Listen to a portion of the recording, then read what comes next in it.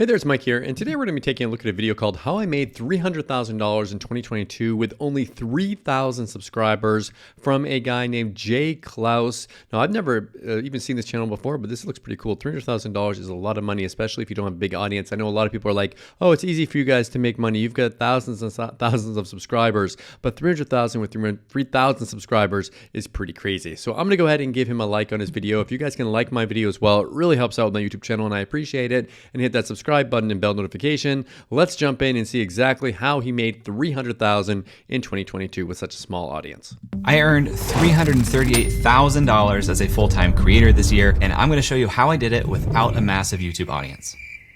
I see a lot of videos here on YouTube breaking down how creators are making huge amounts of money. I love these videos, and I love the ones that are actually so transparent and they share their numbers. I used to do income reports. I want to do them again. I just haven't had time to do them. I just love the transparency. And inevitably, a huge part of their success is tied to their YouTube channel. Not just in AdSense and channel sponsorships, but because of their size and influence. Well, I just started on YouTube in the middle of 2022, and so far I've made an estimated $15 in AdSense. But I was still able to earn nearly $350,000 as a creator. I wonder how he's able to do that. Is he going to say he sold courses, or does he have some kind of Etsy thing? What's going on here? That doesn't include any income from real estate or investing. That's purely income generated by the business. I hope that by sharing this, I can highlight a few unique ways that you can earn a living as a creator without relying on a single platform like YouTube. I'll show you how you can get started earning income from these different revenue streams today, and stick around because at the end of this video, I'll share which income stream I'd focus on if I were starting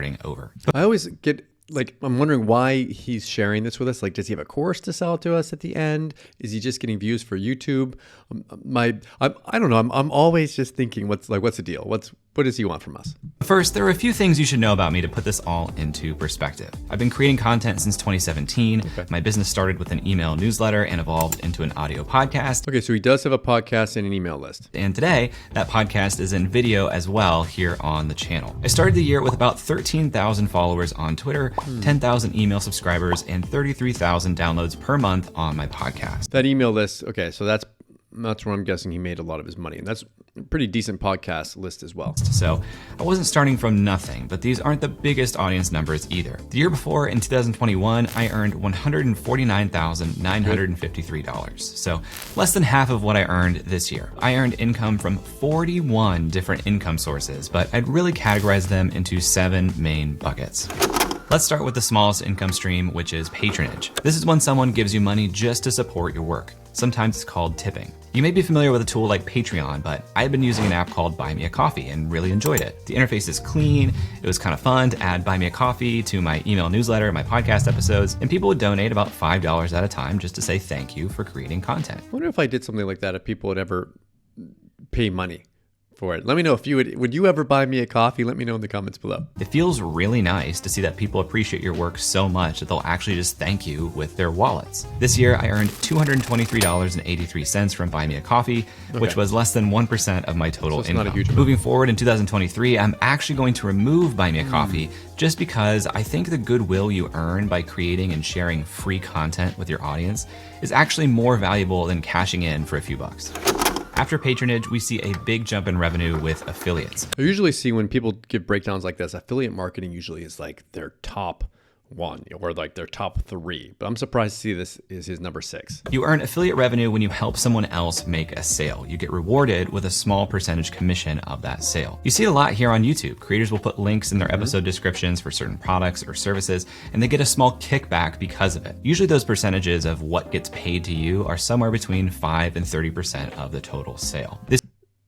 Sometimes it can be a lot higher. Like if you're doing digital products, it can be like 50% or more. This year, I earned $20,504.76 from my affiliates, which is about 6% of my overall income. Now here's the crazy part. I actually earned some affiliate revenue from 26 different affiliates. Remember when I said I had 41 total income streams? Well, most of them are affiliates, but most of those affiliate partners earned me just a little bit of revenue.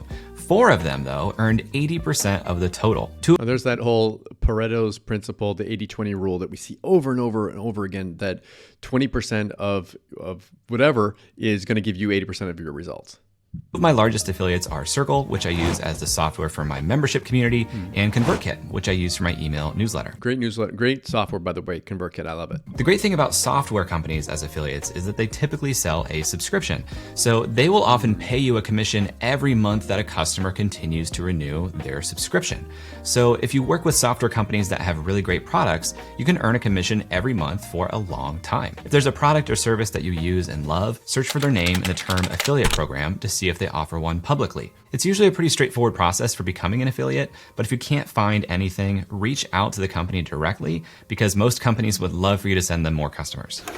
Next, we have the revenue generated from my own digital products, which are an amazing income stream, probably my favorite. I'm wondering what he's selling. I still don't know. This is interesting. Big idea here is that once you create a digital product, you can sell that same product over and over and over again without any additional effort and at a very low cost. These include things like online courses, ebooks, presets, templates, workshops, and more. The world of education is really opening up right now, and people are realizing that they'd often rather learn from a creator they like rather than a professor they've never met at some expensive university. This year, I earned $31,768.25 from digital products, which is about 9% of my overall income. Look at that. He's got, between affiliate and digital products, that's about 50,000. And what is he making all this money from? I thought it was going to be mostly digital products.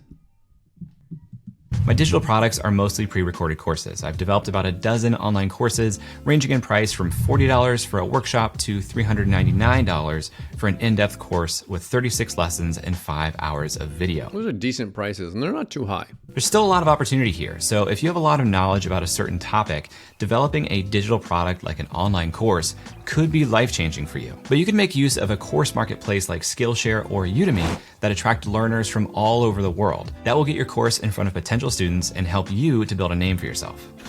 In fourth place is income from royalties. Okay, now we're gonna try These to are figure fees paid to someone who owns some type of intellectual property that another party What's he getting royalties from? is benefiting from. Royalties are usually talked about in the music industry, book publishing, or someone who owns a patent.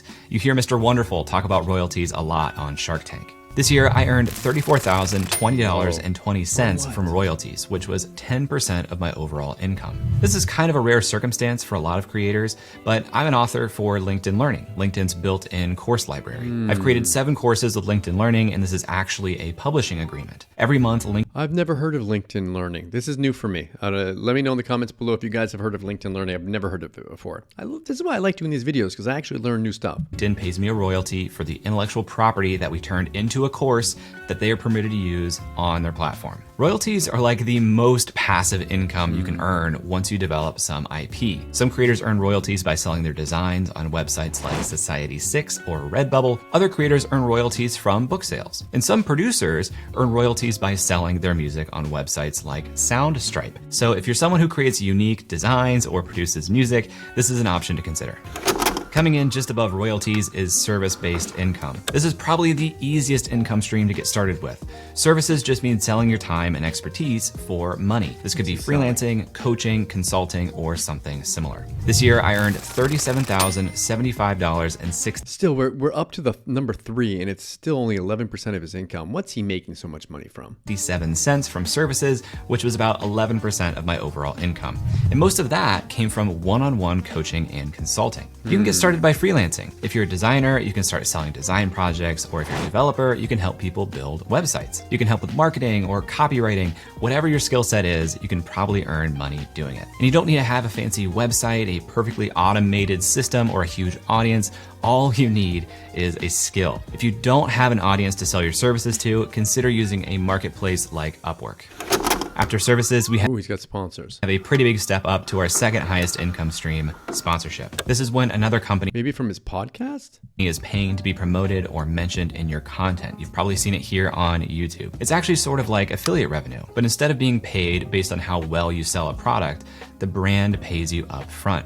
And this is growing a lot on YouTube. This year, I earned $52,809.63 from sponsorship, which was about 15% of my overall income. That comes But was that on YouTube? Because he only has 3,000 subscribers. I doubt that was just from YouTube. It's from 2 different digital properties, my newsletter and my podcast. Okay, there we go. My podcast, Creative Elements, generated 54% of that sponsorship total, and my newsletter, Creator Science, was 46%. Now, as this channel grows, you'll probably start to see sponsorship here on YouTube as well. The biggest thing you need to understand about sponsors is that they are looking for an ROI, return on investment. That typically means they want to know that if they give you $1, they're going to earn more than $1 in return. So the more money a sponsor gives you, the more you need to help them earn back if you want them to keep sponsoring you. So if you have a small audience, look for sponsors who have a higher priced product or service. That way, they don't need a ton of sales from your content in order for the sponsorship to be worth it. I always think that affiliate marketing is easier to do because you can promote whatever you want. You don't have to worry about getting a sponsor and getting them results. If you don't get results, the only worst thing that's going to happen is you're not going to get paid. Example here is instead of working with a brand that sells a $25 t-shirt, work with a service provider who sells projects in the hundreds or even thousands of dollars. Because if you receive $1,000 for a sponsorship, that's a lot of t-shirts you need to sell to show that sponsor a return on investment. Finally, the largest revenue driver for here's his big money maker. My business this year is my membership community. Memberships are subscription products that someone buys for continued access to some product, service, or experience. In my case, people join the lab to access me and a whole community of professional creators. This year, I earned $161,087.87 with the lab, which is almost 48% of my total income. The craziest thing about this is that I launched the lab in March of last year. So that's all new revenue in my business from the year before. I built the lab to be small by design. We have a ton of educational content. What's he charging for it? Live events, and a community forum inside of there. It's actually where I'm spending a lot of my own time and energy. Since I'm putting so much effort into the lab, and because it's for more advanced creators, it has a higher price. Ooh, look at that. You just got a per year, so it's $1,500 per year for a standard and then $2,500 per year for a VIP. What are you getting with that? You're getting membership access, office hours, monthly hot seats. Interesting. I mean, he's got value. People must really think that he's got something that they can really improve their business with.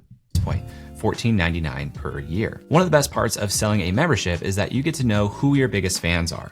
They are the ones funding your work instead of some sponsor, and you get to help them achieve their goals too. Memberships can come in a lot of different forms, but they're typically pretty time intensive. Unlike digital products that you can create and sell over and over and over again, a lot of the value in a membership is the interaction between members.